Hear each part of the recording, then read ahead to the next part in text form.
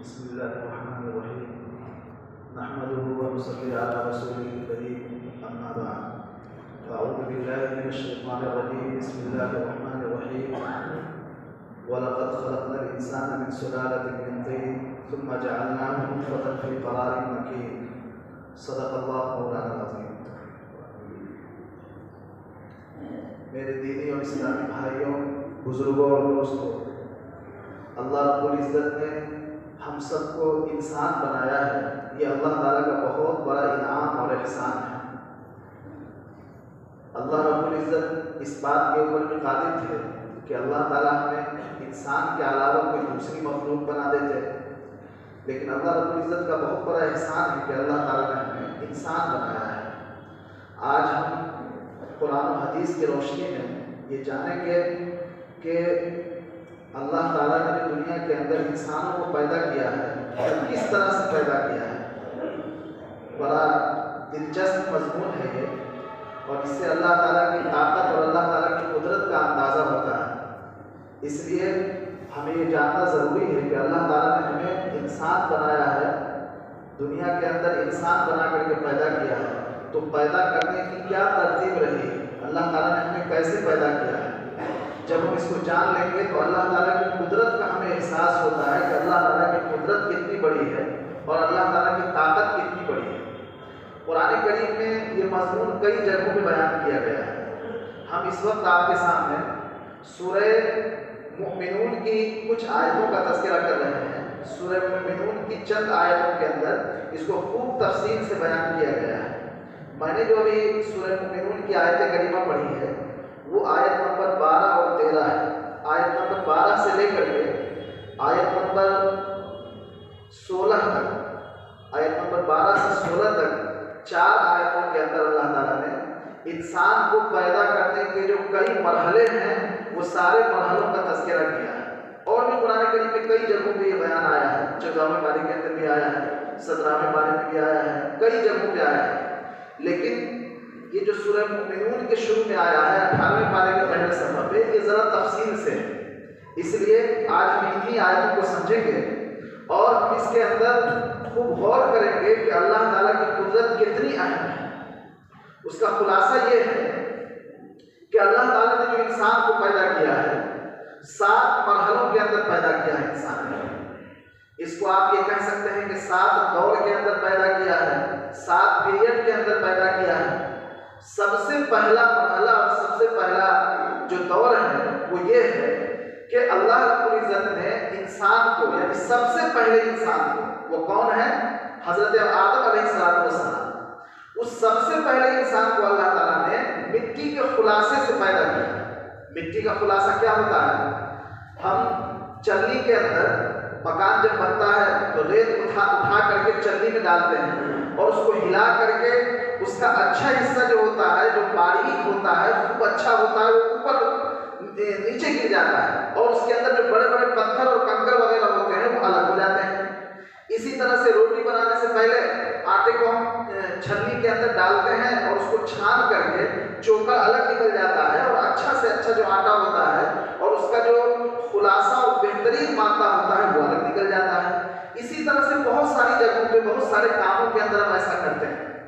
तो मिट्टी का खुलासा जो है वो ये है, हज़रत अली रज़ी अल्लाह तआला अन्हु फरमाते हैं कि रसूलुल्लाह सल्लल्लाहु अलैहि वसल्लम ने फरमाया कि पूरी ज़मीन दुनिया के अंदर जितनी भी है, पूरी ज़मीन से अल्लाह रब्बुल इज़्ज़त ने खींच करके एक मुट्ठी मिट्टी उठाई।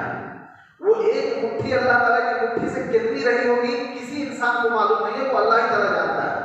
हदीस शरीफ के अंदर आया है, हम ईमान लाते हैं इस बात के ऊपर कि अल्लाह रब्बुल इज़्ज़त ने पूरी ज़मीन जितनी भी है पूरी दुनिया के अंदर, पूरी ज़मीन के हर हिस्से से एक मुट्ठी मिट्टी उठाई। एक मुट्ठी नहीं, एक मुट्ठी। ये जो एक मुट्ठी है यही मिट्टी का खुलासा है और उसी के जरिए से अल्लाह रब्बुल इज़्ज़त ने हज़रत आदम अलैहिस्सलाम का पुतला तैयार किया। जैसे कुम्हार जो मिट्टी का बर्तन बनाता है, अगर आपने देखा होगा बनाते हुए, तो पहले मिट्टी लेकर के आता है, उस मिट्टी को छान करके उसका अच्छा हिस्सा जो होता है अलग करता है और कंकड़ वगैरह को अलग कर देता है। फिर उस मिट्टी को आटे की तरह गूंथता है और गूंथने के बाद फिर एक खास किस्म से उसको काटने का कोई आला होता है, उसके जरिए से उस मिट्टी को बारीक बारीक ऐसे काटता है, और काटने के दौरान अगर कोई कंकर आ जाए, कोई पत्थर आ जाए, कोई लकड़ी आ जाए, उसको निकाल करके फेंक देता है। कई मरतबा ऐसा करने के बाद फिर जो पेवर मिट्टी बच जाती है, उस मिट्टी को फिर से कूद करके अब बर्तन तैयार करता है। बर्तन तैयार हो जाने के बाद जब वो बर्तन सूख जाता है, जैसे अपने यहाँ मटका चलता है, उसके ऊपर जब हम इस तरह से उंगली से मारते हैं तो खन खन की आवाज आती है, एक खास किस्म की टन की आवाज आती है उसमें से। इसलिए कुरान करीम में हजरत आदम अलैहिस्सलाम को जिस मिट्टी से पैदा किया गया है, उसके बारे में इस सूरह मुमिनून की आयत नंबर 12 के अंदर कहा गया है कि मिट्टी के खुलासे से हमने इंसान को पैदा किया। और कहीं पर यह कहा गया है मिन सलसालिन मिन हमाइल मसनून, के खनखनाती हुई कीचड़ वाली मिट्टी से हमने पैदा किया। तो वो दोनों में कोई आपस में इख्तिलाफ नहीं है, इसलिए कि वो मिट्टी जो होती है जब वो सूख जाती है तो उसके अंदर खनखन की आवाज आती है। तो कहीं पे सूखने के बाद का तस्करा है और कहीं पे गीले होने हालत का तस्करा है, इसलिए दोनों में कोई इख्तिलाफ नहीं है। खैर, बात ये चल रही थी कि अल्लाह रब्बुल इज्जत ने जो इंसानों को पैदा किया है वो 7 मरहलों में पैदा किया है, 7 पीरियड के अंदर पैदा किया है। पहला मरहला जो है वो ये है कि अल्लाह रब्बुल इज्जत ने पूरी रूए जमीन से एक मुट्ठी मिट्टी लेकर के उसका एक पुतला तैयार किया, मुजस्समा तैयार किया। वो हजरत आदम अलैहिस्सलाम का पुतला था, हजरत आदम अलैहिस्सलाम का मुजस्समा था, और फिर उसके अंदर रूह डाल दिया गया तो एक इंसान तैयार हो गया। वो इस रूए जमीन के और इस कायनात के सबसे पहले इंसान हैं जिनको हजरत आदम अलैहिस्सलाम कहा जाता है, और उनको अल्लाह रब्बुल इज्जत ने नबी भी बनाया। और उनकी इज्जत पूरी दुनिया को बतलाने के लिए और उसकी शान और शौकत पूरी दुनिया को बतलाने के लिए अल्लाह ताला ने फरिश्तों को ऑर्डर दिया कि तुम सजदा करो। हजरत आदम अलैहिस्सलाम से पहले इस रूए जमीन के ऊपर फरिश्ते थे और इसी तरीके से जिन्नात थे, दो ही मखलूक थी रूए जमीन के ऊपर, दोनों को कहा कि सजदा करो। इस ऑर्डर के ऊपर फरिश्तों ने तो फौरन अमल किया बगैर पूछे हुए, लेकिन शैतान ने यह कहा, जो जिन्नातों में से था, उसने ये कहा कि हम कैसे सजदा कर ले, आपने तो हमें आग से पैदा किया है, आग का मतलब यह है कि वो ऊपर की तरफ जाए, और इंसान को आपने मिट्टी से पैदा किया, इसका मतलब ये कि नीचे की तरफ जाए। तो हमारी इज्जत बड़ी हुई और इसकी इज्जत नीचे हुई और इसका दर्जा निचला हुआ, तो ये हमें सजदा करता, ये उल्टा क्यों है कि हम इसको सजदा करें। लेकिन बात तो यहाँ पे अल्लाह ताला के हुक्म की थी, अल्लाह ताला जो हुक्म दे दे उसको मानना, लेकिन उसने नहीं माना तो शैतान को वहां से निकाल बाहर किया गया और कयामत तक के लिए उसको मरदूद कर दिया गया। और हम पढ़ते हैं आऊज़ु बिल्लाहि मिनश शैतानिर रजीम कि अल्लाह रब्बुल इज्जत की पनाह मांगता हूँ शैतान मरदूद से, भगाए हुए शैतान से, धुतकारे हुए शैतान से।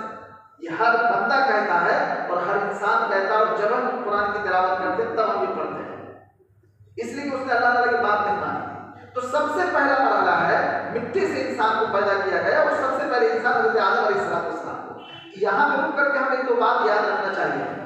कुछ लोग बहुत जोर शोर से ये कहते हैं कि इंसान पहले बंदर था, वहां से नस्ल चली, लेकिन कुरान क्या कहता है, कुरान का मतलब अल्लाह ताला क्या कहता है, बनाने वाला क्या कहता है, फैक्ट्री का मालिक क्या कहता है।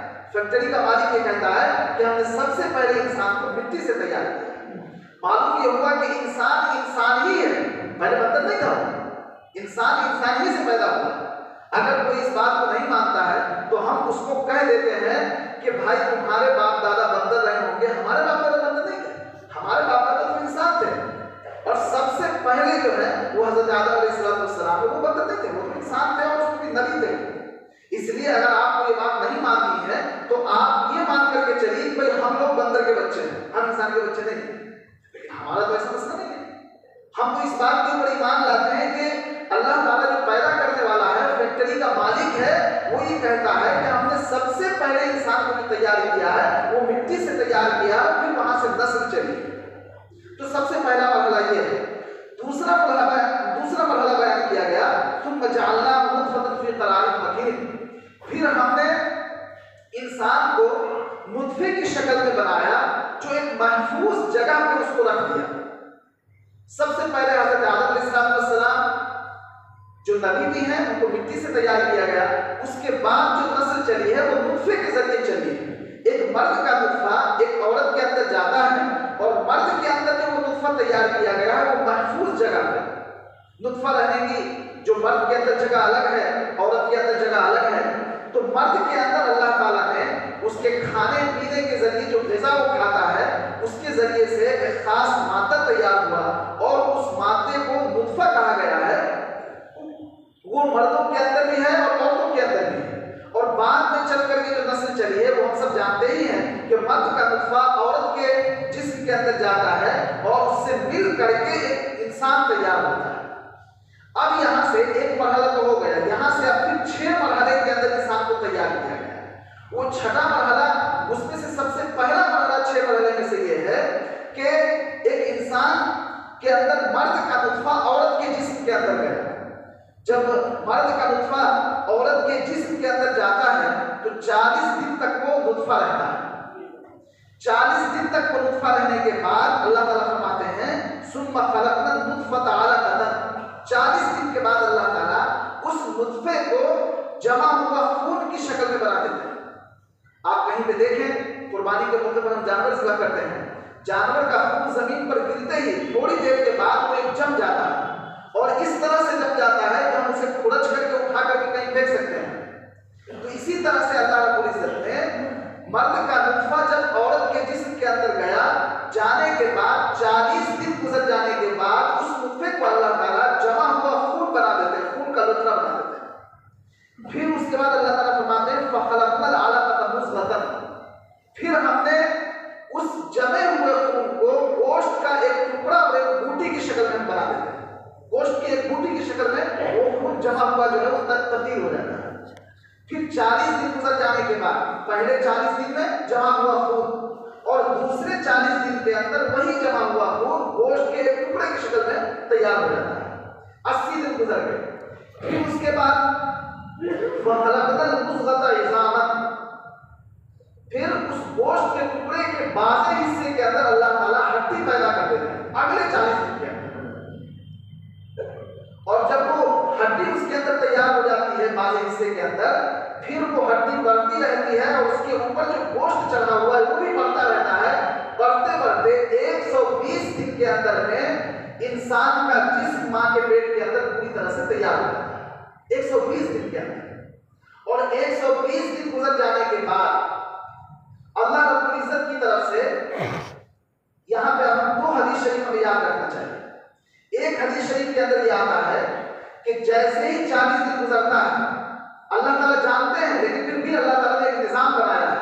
फरिश्ता अल्लाह ताला से आकर के कहता है कि अल्लाह ये गोश्त का टुकड़ा बन गया, अब ये खून जमा हुआ खून बन गया, फिर गोश्त का टुकड़ा बन गया, फिर उसके अंदर हड्डी आ गई। फिर वो कहता है कि अल्लाह इसका जिस्म भी तैयार हो गया। ये वो खबर लेता रहता है।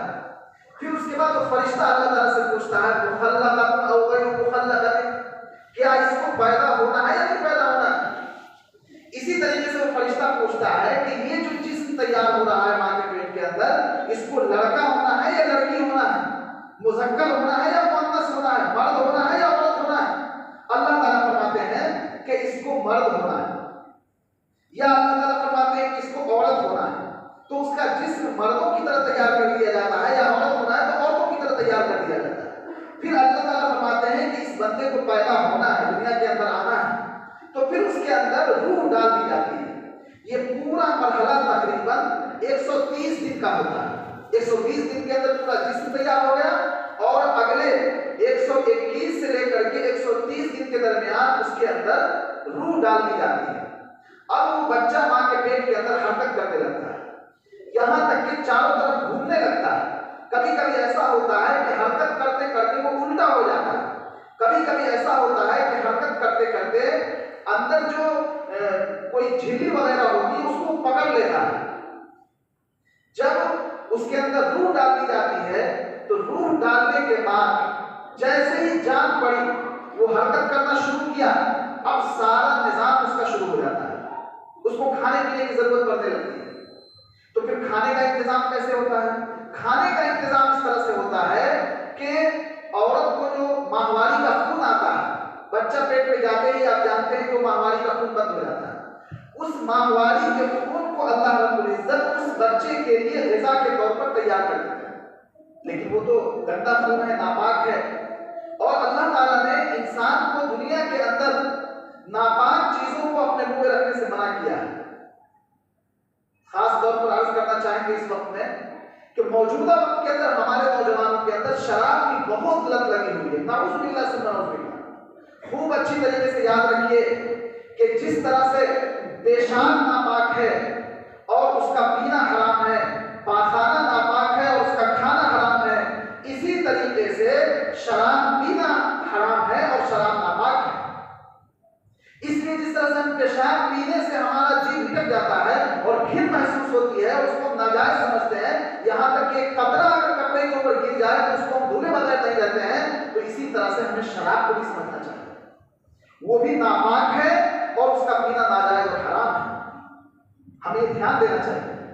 खैर, तो इंसान को उस नापाक चीज को मुंह के जरिए से पेट में कैसे पहुंचाया जाए, ये सही नहीं। इसलिए अल्लाह रब्बुल इज्जत नाक के जरिए से उसके पेट के अंदर पहुंचने का इंतजाम कर देते हैं। एक नली हो जाती है अल्लाह ताला की तरफ से तैयार, जो बच्चे के नाक से उसका कनेक्शन होता है और औरत को जो है इसका खून और माहवारी का खून जहां जमा होता है उस थैली से उसका कनेक्शन होता है। उस थैली के अंदर खून तैयार होता है और फिर उस नली के जरिए से बच्चे के नाक के जरिए से पेट के अंदर वो खून पहुंचता है। इसलिए बच्चा जब पैदा होता है तो उसी नली के जरिए से मां से वो कनेक्ट होता है वो बच्चा, और पैदा होने के बाद सबसे पहले उस नली को काटा जाता है। कभी कभी ऐसा होता है कि बच्चा घूमते घूमते उस नली को अपने हाथ के अंदर लपेट लेता है।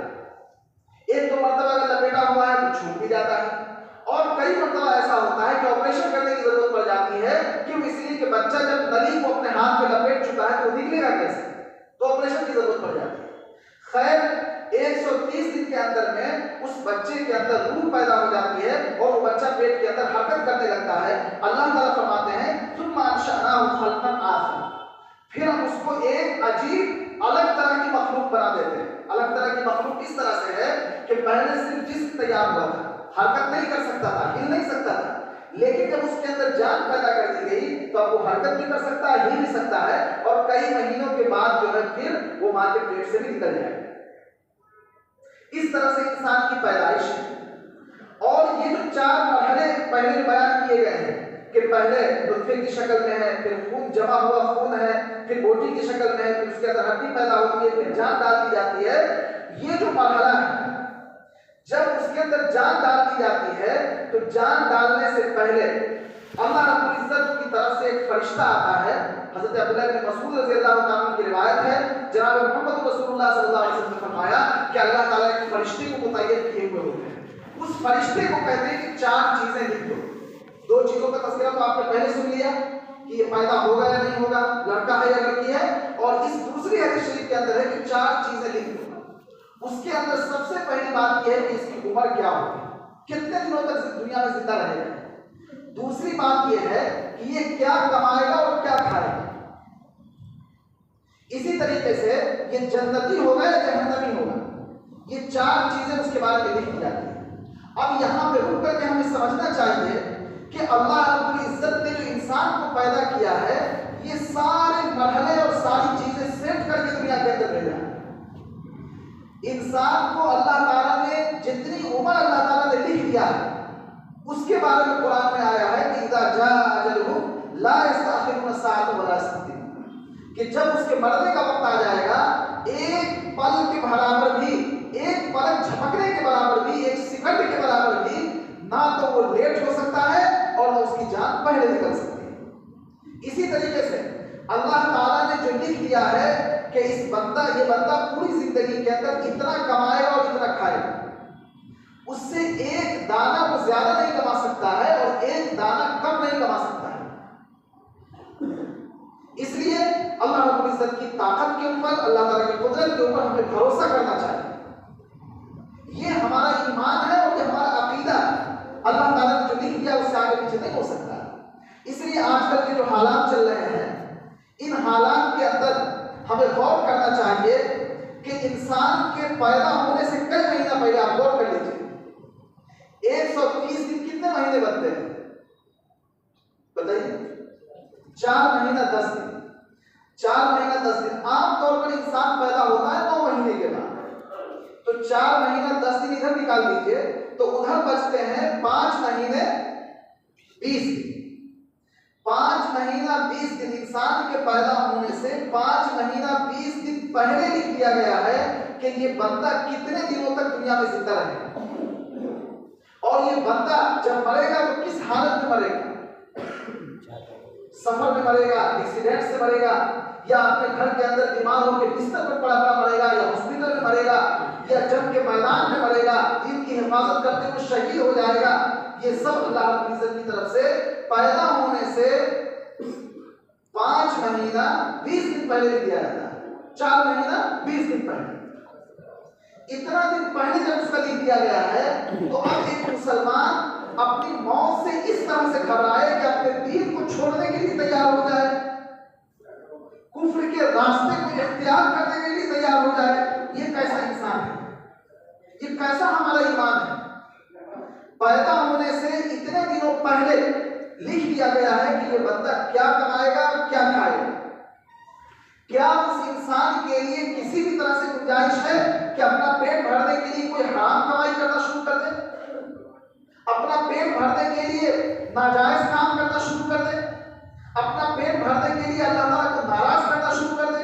क्या किसी भी तरह से ये मुनासिब है? हरगिज़ नहीं। जरा हमें गौर करना चाहिए।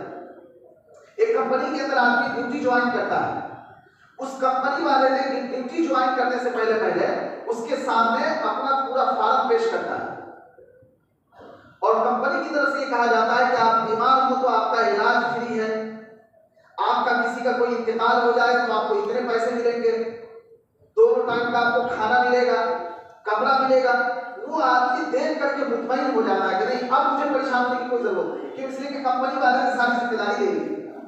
लेकिन आप गौर कीजिए कि इंसान के पैदा होने से इतने दिनों पहले अल्लाह ताला ने सारी जिम्मेदारी ले ली और सारा लिखवा दिया। फिर वो इंसान जब पैदा हो जाता है तो अल्लाह रब्बुल इज्जत को नाराज कर देता है उन्हीं कामों के लिए जिन कामों की गारंटी अल्लाह ताला ने पहले ही दे दी है, और अल्लाह ताला ने वो सारी चीजें पहले ही तय कर दी। ये किसी भी एतबार से मुनासिब नहीं है। बज़ाहिर मालूम होता है कि दुनिया की कंपनियों के ऊपर तो हमारा यकीन ज्यादा है और अल्लाह ताला की ताकत के ऊपर यकीन हमारा कम है। नाउज़ुबिल्लाह सुब्हानहू। इसलिए हमें अपने आप को मजबूत करना चाहिए और अल्लाह रब्बुल इज्जत को राजी करने की फिक्र करनी चाहिए।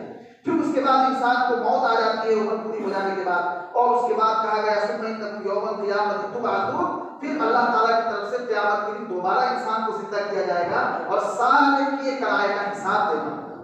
तुम्हारी जिंदगी मिली थी, तुमने कैसे खर्च किया, तुम्हें अल्लाह ताला ने माल दिया था, कहां तुमने खर्च किया, अल्लाह ताला ने तुम्हें इल्म दिया था, तुमने इस इल्म के ऊपर कितना अमल किया। ये सारी चीजें वहां पूछी जाएगी और सारा सवाल किया जाएगा। अल्लाह रब्बुल इज्जत हम सबको अपने को राजी करने वाला काम करने की तौफीक अता फरमाए और शरीयत के ऊपर मजबूती से अमल करने की तौफीक अता फरमाए। वाखिर दावाना